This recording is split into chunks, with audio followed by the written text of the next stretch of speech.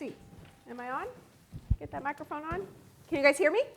Awesome. Okay. Hi, Kelsey. Good morning.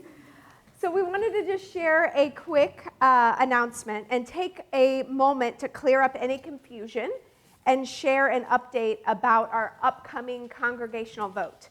So we recognize that the training process that we've put in action for understanding elders, deacons, and the church board has raised some questions.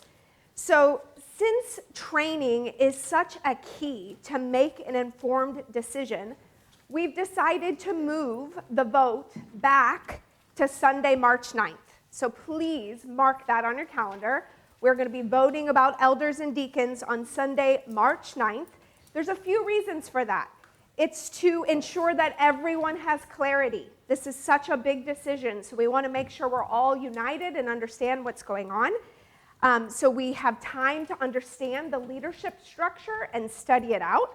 This also gives us time to clean up our membership records and to finalize paperwork, and for people that are transferring, maybe even new people that want to become members of the church, this gives them an opportunity to do that as well and be a part of this vote on March 9th.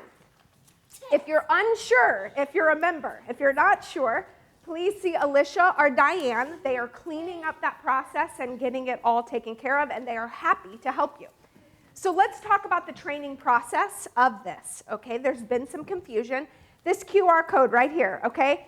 If you are a church member or becoming a church member, now is your time to scan this code and get started with this process. This is important, so please hear me very clearly. Training is not required to vote.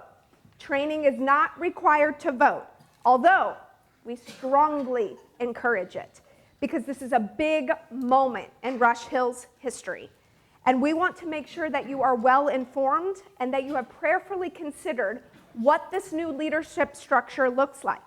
So even though participation is not required, we encourage you to. And this QR code gets us all organized. It gets everybody that's planning to vote understanding the process. We're sending out communication, we're texting out things.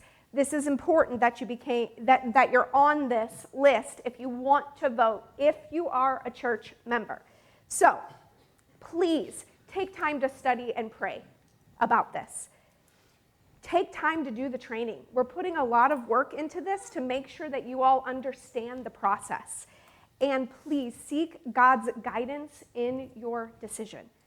Next open board meeting, I want to talk about that for a second. Lance and I will be holding an open board meeting on February 23rd, so we want to put that on our list.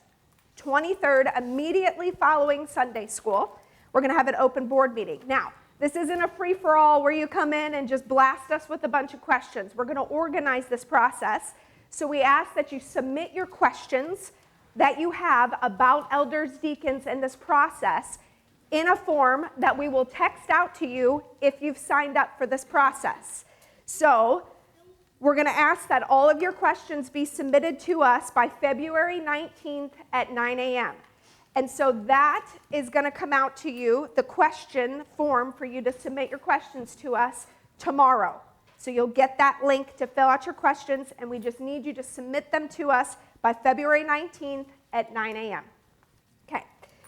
So another important announcement, the newsletter.